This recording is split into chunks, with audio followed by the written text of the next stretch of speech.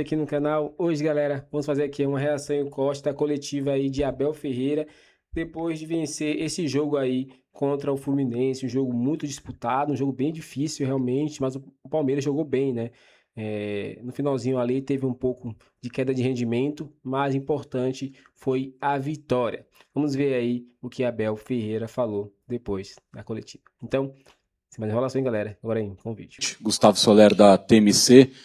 Com essa vitória do Palmeiras, a gente conseguiu ver também um time adversário que, de novo, assim como foi o Capivariano, quis atacar o Palmeiras, quis jogar para cima do Palmeiras, e hoje o Fluminense levou até muito mais perigo do que o adversário do último final de semana. O que você faz de análise dessa partida? E uma segunda pergunta, o que aconteceu ali no final do jogo que causou irritação a vocês com o árbitro da partida? Boa noite. Eu vou só responder à segunda pergunta, porque normalmente respondo a todas as perguntas. Há um remesso, estamos no último minuto de jogo, há um remesso de linha lateral claro para nós. O árbitro marca para eles. Eu reclamo. E o quarto árbitro deve saber melhor do que eu. O último jogo eu fui expulso pelo Klaus por bater palmas. Se eu estou no estádio e não posso bater palmas no estádio, onde é que eu vou bater num estádio de futebol se eu não posso bater palmas num estádio de futebol? Não sei.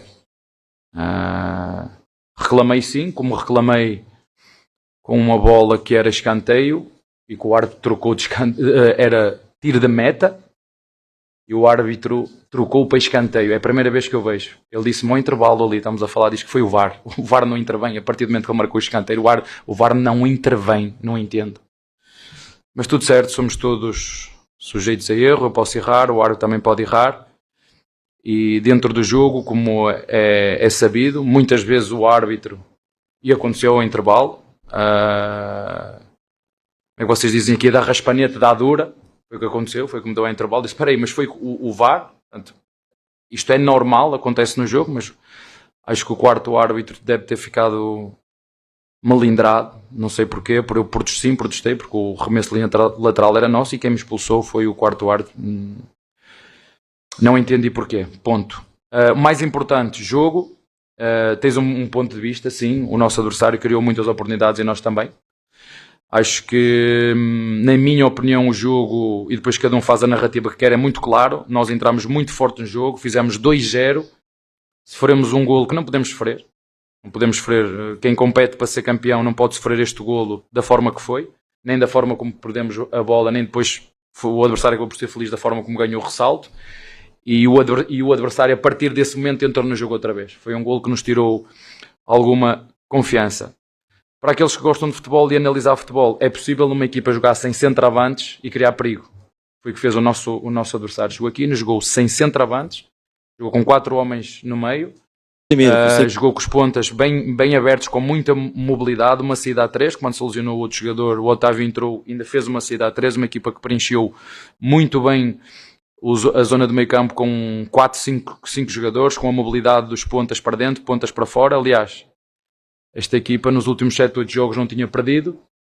E como disse, é possível uma equipa jogar bem sem centroavantes e foi isso que eles fizeram, mas se nós formos a ver aqui as oportunidades do golo, sim, o nosso adversário teve, mas nós também a tivemos, e a forma como o adversário faz golo é mais de mérito nosso do que de mérito do adversário em relação àquele golo específico. Depois sim, o nosso goleiro também fez boas defesas. Para quem gosta de espetáculo e para quem gosta de futebol, na minha opinião, foi um jogo aberto o tempo todo. Sim, o nosso adversário podia ter marcado, mas o Palmeiras também podia. Nas oportunidades que criou, mandámos 2 na trave, chegámos uma com o Maurício que roubámos a bola na frente e isso corrigimos. A partir de determinada altura, falando do aspecto tático, nenhum dos nossos zagueiros marcava ninguém, não conseguia marcar, porque quer o Ganso, quer o... Não, o Acosta também andava para trás, o outro que jogaram... Não, o outro. Certo. Isso. Andavam para trás e os nossos zagueiros não marcavam ninguém, eles tinham muita superioridade no meio, fizemos a correção ao intervalo, na minha opinião entramos muito bem, controlámos o jogo, refrescámos a equipa.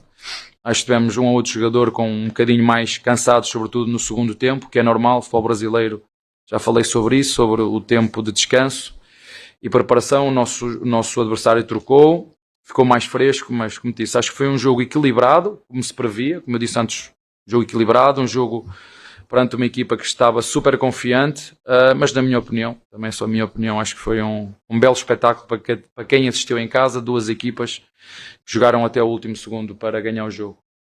Abel, tudo bem? Guilherme Agrela aqui da Rádio Bandeirantes. Você sempre prega pelo respeito e pela melhora do futebol brasileiro. Você acha que com essa postura de reclamar, primeiro, você acha que exagera nas reclamações? E segundo, nesse aspecto específico da reclamação, você acha que acaba sendo um mau exemplo para o seu time? Não, eu tenho uma opinião sobre isso, mas não vou falar aqui publicamente.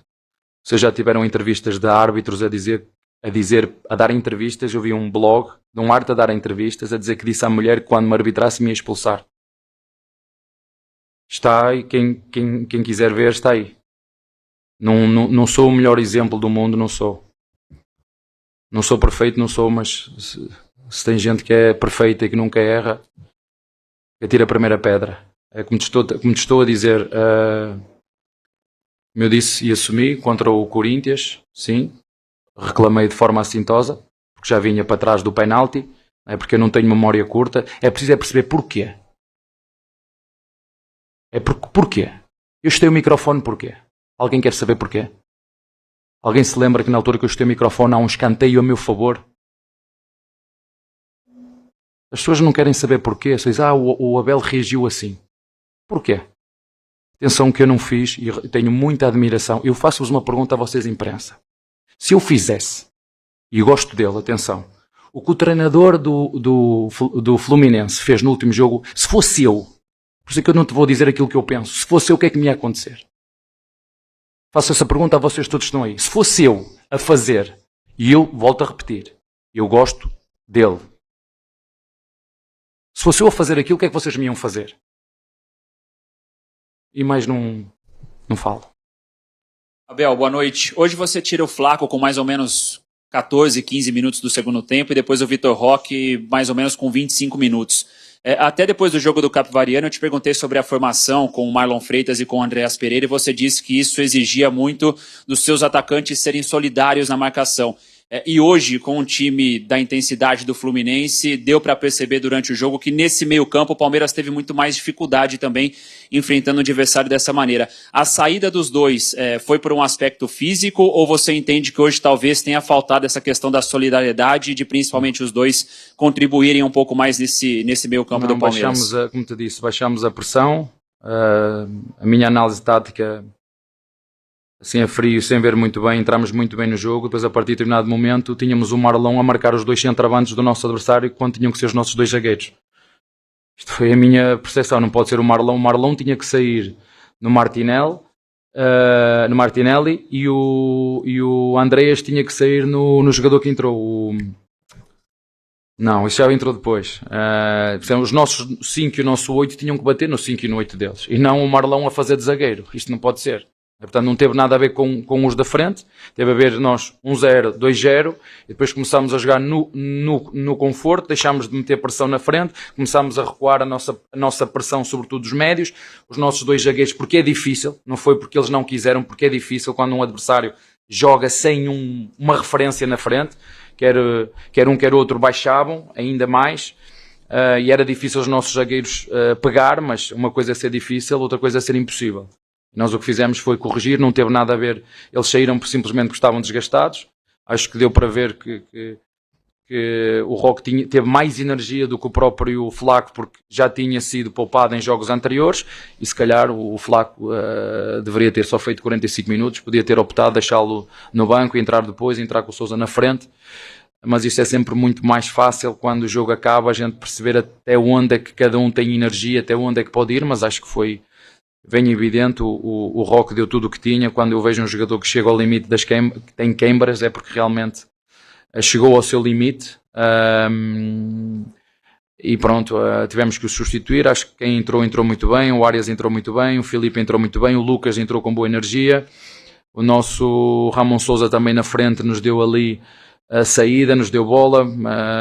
Como te disse, acho que foi um jogo aberto, e bem disputado das duas equipas. Era isso que eu estava à espera de uma equipa como o Fluminense, que está muito bem, se reforçou muito bem. Já não perdia uma série de jogos, super confiante, um bom elenco, um bom treinador, mas não teve nada a ver com solidário. Nós, como disse, nós atacamos todos e defendemos todos.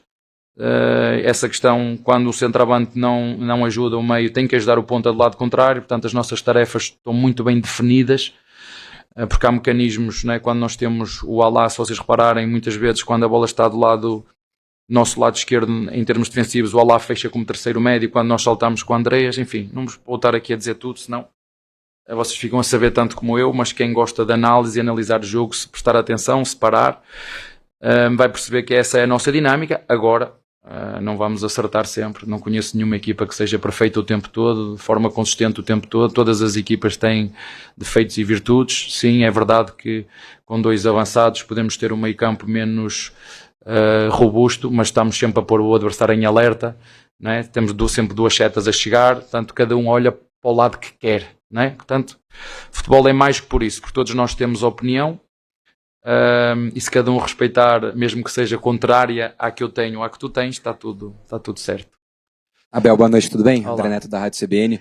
Ainda nessa questão de energia dos jogadores, a gente viu vários times nessa quarta-feira, seja o Fluminense aqui, o próprio São Paulo, que é o adversário de vocês no próximo fim de semana, rodando bastante o time titular.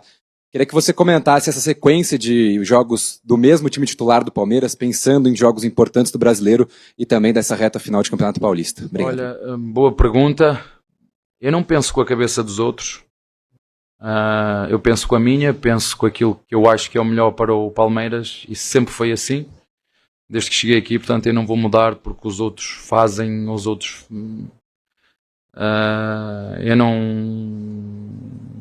Eu olho para aquilo que nós sabemos, que nós fazemos, que nós acreditamos, para o nosso processo. Respeito muito os outros, mas não vou pela cabeça dos outros. Vou pela minha, pelas minhas ideias, para aquilo que é o nosso conhecimento do nosso plantel. Aliás, o nosso plantel, caso vocês não saibam, é o mais jovem do futebol brasileiro, né? É bom que vocês falem isso. Mais jovem do futebol brasileiro. Portanto, tem energia suficiente, não é? Rapaziada jovem tem energia suficiente para aguentar, e quando não tiver, fazemos como fizemos hoje, trocamos como trocamos, e quem entrou muito bem. E é sempre bom poder ter fazer esta perspectiva. Há treinadores que tiram, por exemplo, hoje o Zubeldia tirou 5, mas deixou 5 dentro. Tu podes fazer isso ao longo do jogo, metê-los e depois tirá-los. São ideias diferentes. Como te disse ao teu colega no início do jogo, a única constância na vida e no futebol é a incerteza, e portanto só depois das coisas acontecerem que a gente sabe, se calhar podia ter feito isto, ou podia ter feito aquilo, ou podia ter tirado este porque realmente não conseguiu aguentar. Mas tudo o que é informação que nós atiramos antes, sabemos aquilo que estamos a fazer e acreditamos naquilo que fazemos. Os outros são os outros e fazem aquilo que acreditam também. Então é isso, galera. Chegamos ao fim de hoje aqui no canal. O que vocês acharam aí da coletiva de Abel Ferreira depois dessa vitória aí frente ao Fluminense, né? Abel, ele foi direto aí, né? Até falou um ponto aí que eu concordo, né? O que Zubeldia fez no último jogo, invadindo o campo ali, né? Se fosse Abel Ferreira, ia repercutir em todas as redes sociais aí, em todos os jornais, né? Ia ser uma polêmica gigantesca, né? Não vou passar pano aqui e dizer que, não, que a imprensa não falou. Falou, mas foi pouca coisa, né? Zubeldia, ele sempre foi assim no São Paulo. No Fluminense ele está mais calmo. Mas se fosse Abel, realmente a polêmica seria gigantesca, né? Tirar um bloco ali só para falar sobre isso, né? Sobre a atitude de Abel. Mas é isso, o Abel precisa melhorar também nessa questão de ficar reclamando, né?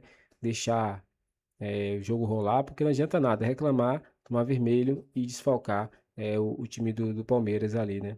Na parte ali de comandar. Mas é isso, qual a sua opinião? Comece a opinião aqui pra gente, inscreva no canal e até o próximo vídeo.